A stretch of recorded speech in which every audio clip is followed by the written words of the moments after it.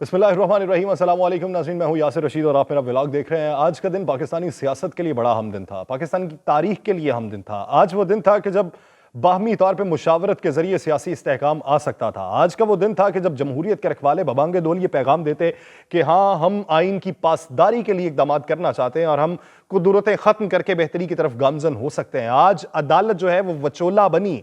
आज अदालत ने बाकायदा तौर पर यह कहा कि पंचायती दिमाग में यह ख्याल आया कि आप ही अपनी मुशावरत के बाद फैसला क्यों नहीं कर लेते कि पंजाब और खैबर पख्तूनख्वा में इंतखाबात कब होंगे। क्यों अदालत इंटरवीन करे और अदालत वो फैसला करे कि क्या होना चाहिए और क्या नहीं होना चाहिए। आज की समात में जो आज खुद नोटिस था पंजाब और खैबर पख्तूनख्वा में इलेक्शन के हवाले से, उस केस के अंदर मुदल्लल गुफ्तगू हुई है, बेशुमार दलाइल पेश किए गए हैं। पाकिस्तान पीपल्स पार्टी की जानिब से फारूक एच नाइक मौजूद थे और पाकिस्तान मुस्लिम लीग नून की जानिब से मंसूर अवान मौजूद थे। जमीयत उलमा इस्लाम की तरफ से सेनेटर कामरान मुर्तज़ा मौजूद थे। पाकिस्तान तहरीक इंसाफ की तरफ से बैरिस्टर अली जफर मौजूद थे। इलेक्शन कमीशन के वकील भी थे। अब ये जो गुफ्तगू हुई, वो गुफ्तगू का माखज़ क्या था, कौन कौन से आर्टिकल का हवाला दिया गया, माजी की किस तारीख का हवाला दिया गया और मुस्तकबिल के लिए अदालत ने कौन सा रास्ता इख्तियार किया और उस रास्ते पे सियासतदानों का जवाब किस तरीके का आया, इस पर बातचीत की जाएगी। उसके अलावा इमरान खान साहब जो चेयरमैन है पीटीआई, उनकी आज 4 जगह पे पेशियां थी।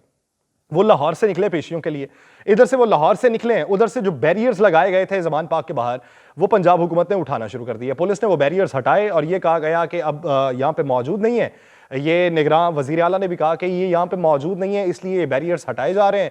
ये बैरियर्स जो हैं ये पीएसएल की सिक्योरिटी में इस्तेमाल किए जाएंगे। फिर उसके साथ साथ यहाँ के बैनर्स उतारने के लिए ज़िले इंतजामिया आ गई। ज़िले इंतजामिया आई तो वहाँ पे तकरार हुई। जो पाकिस्तान तहरीक इंसाफ के कारकुनान वहाँ पे बैठे थे, उन्होंने लाठियाँ भी चलाई, उनको भगाया वहाँ से। तो ये सूरत हाल पाकिस्तान में इस्तेहकाम किस तरीके से लाने के लिए, इस पे बुनियादी तौर पे बात करने की जरूरत है। बात कर लेते हैं खान साहब की पेशियों के हवाले से। पाकिस्तान तहरीक इंसाफ ने बुनियादी तौर पे गलती की है आज, और यही गलती इनके गले पड़ जाएगी। इसकी बुनियादी वजह क्या है? क्योंकि खान साहब माजी में इसी गलती के ऊपर उस वक्त की अपोजिशन मौजूदा हुकूमत को तनकीद का निशाना बनाया करते थे, और आज खान साहब ने वही गलती दोहराई है। ये गलती दोहराई गई या दानिस्ता या नादानिस्ता तौर पर कुछ भी हुआ, खान साहब इसको जस्टिफाई नहीं कर सकते। जस्टिफाई से किसी और तरीके से किया जा सकता था, अब जस्टिफाई नहीं किया जा सकता। हो सकता है कि गलती पाकिस्तान तहरीक इंसाफ की ना हो, कुछ शरपसंद अनासिर हों, लेकिन ये पाकिस्तान तहरीक इंसाफ के ही सर पड़नी है, जितने मर्जी इसके दलाइल दे लें। आज खान साहब ने पेश होना था जुडिशल कॉम्प्लेक्स इस्लामाबाद में, जिसमें बैंकिंग कोर्ट मौजूद है, इंसदाद दहशतगर्दी की अदालत मौजूद है, जहां पे 2 केसेस थे, ममनुआ फंडिंग का केस और दूसरा जो केस था वो इलेक्शन कमीशन के एहतजाज के बाद, जो इलेक्शन कमीशन के फैसले के बाद जो एहतजाज हुआ, उसमें मोहसिन शाहनवाज रांझा जो पाकिस्तान मुस्लिम लीग नून के रहनुमा है, उनके ऊपर तशद्दुद हुआ, उन्हीं की मुद्दत में मुकदमा दर्ज किया गया था। एक केस था उसका।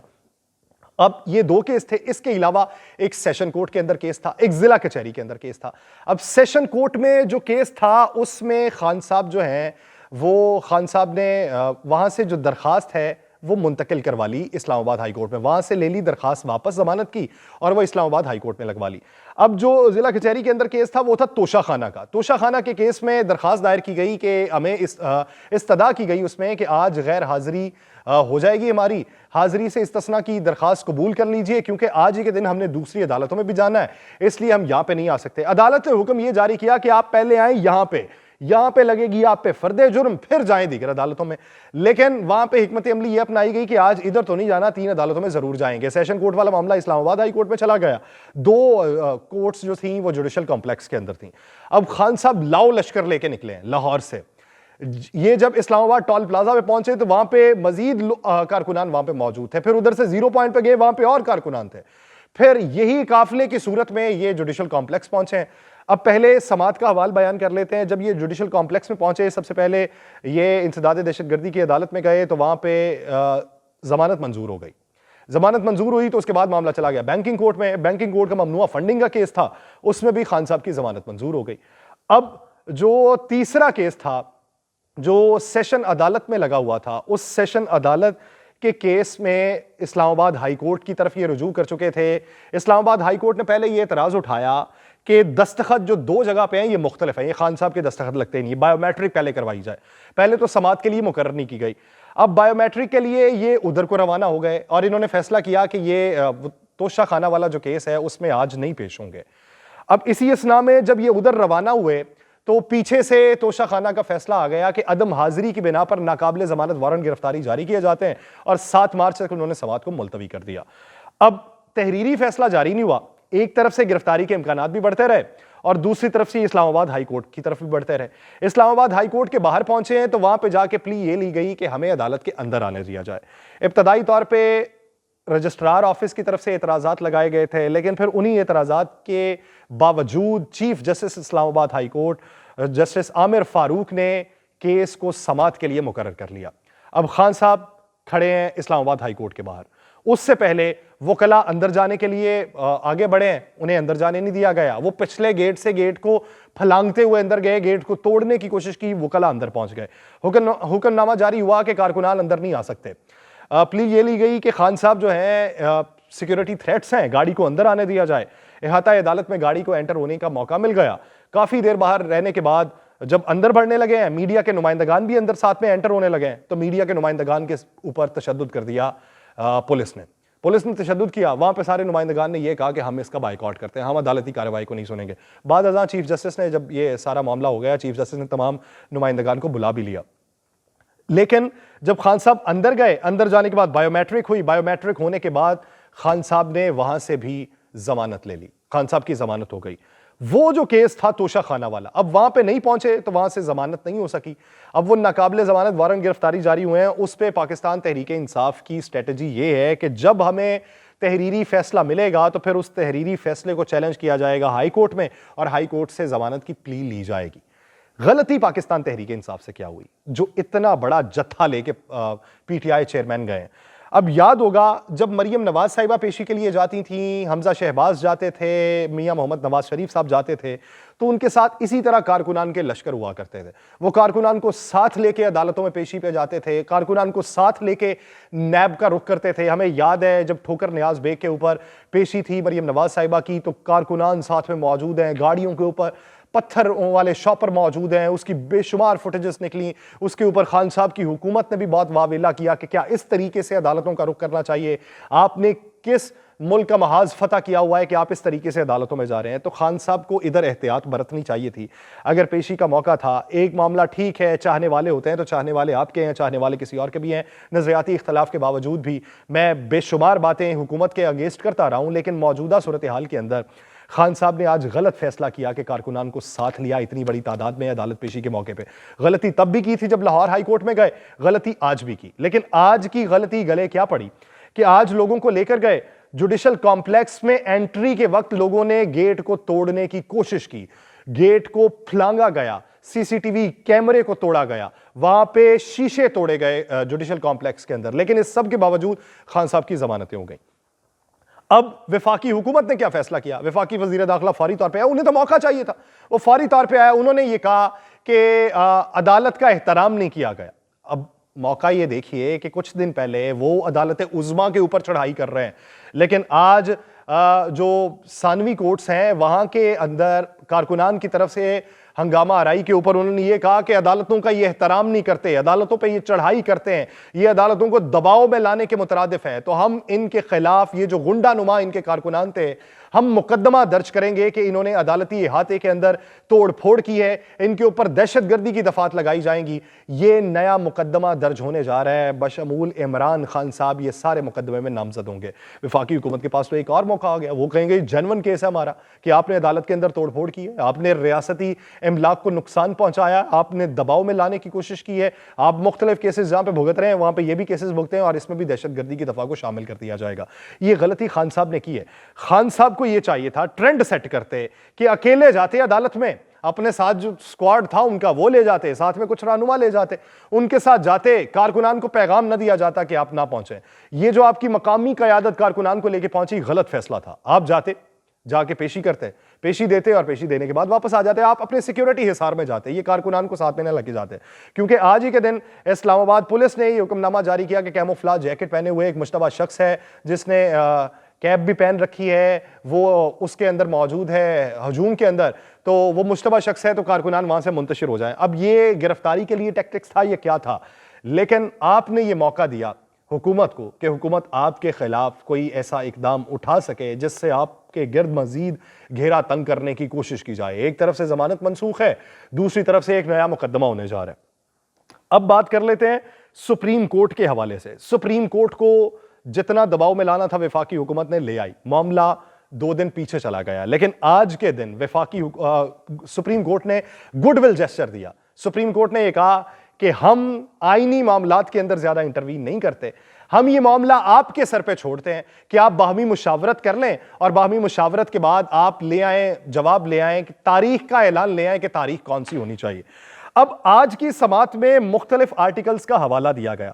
एक आर्टिकल 48 जिसका तज़किरा किया गया सदर के इख्तियार के हवाले से, जिस पे बहुत सी बातें हुई कि सदर का क्या इख्तियार है, क्या नहीं है, सदर को क्या इख्तियार तफवीज़ किए गए हैं। अगर कौमी असम्बली का मामला हो तो वहां पर सदर बात कर सकते हैं, सूबाई असम्बली का मामला हो तो वहां पर गवर्नर ही बात कर सकता है। फिर बाद सदर को भी ये ख्याल आया कि पंजाब की सूरत हाल और है, खैबर पख्तूनख्वा की सूरत हाल और है, वहां पे गवर्नर ने तारीख देनी है, यहाँ पे गवर्नर तारीख नहीं दे सकता, तो यहाँ पे मैं दे सकता हूँ, वहां पे गवर्नर ही देगा, वहां पे मैं नहीं दे सकता। अब इसलिए उन्होंने एक जगह से दरखास्त वापस लेने का भी फैसला कर लिया, यानी वो समरी वापस लेने का, वो जो तारीख का इजरा हुआ था खैबर पख्तूनख्वा के हवाले से, वो वापस लेने का फैसला कर लिया गया। अब इसमें सदर के इख्तियार के ऊपर मुफस्सल बातचीत हुई, माजी के हवाले दिए गए। आर्टिकल 254 का हवाला दिया गया आज कि आर्टिकल 254 ये इख्तियार देता है कि 90 रोज से बात आगे भी जा सकती है।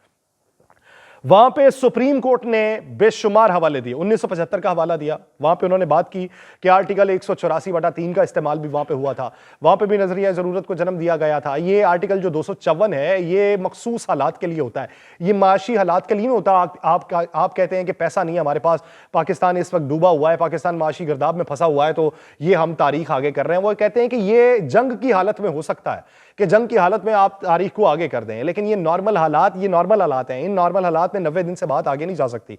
फिर बात ये हुई कि 90 दिन में अगर बात आगे नहीं जा सकती तो आर्टिकल 254 क्या है। उन्होंने कहा जी अगर आर्टिकल 254 का इतलाक होगा तो वह तब होगा कि जब तारीख का ऐलान पहले से कर दिया गया होगा, तारीख का ऐलान हुआ और उसके बाद हालात ऐसे पैदा हो गए कि वो 90 दिन में तकमील उसकी ना हो पाई, तो फिर आर्टिकल 254 का इस्तेमाल हो सकता है। आपने तो तारीख का ही ऐलान नहीं किया तो आर्टिकल 254 का इतलाक यहां पे कैसे होगा।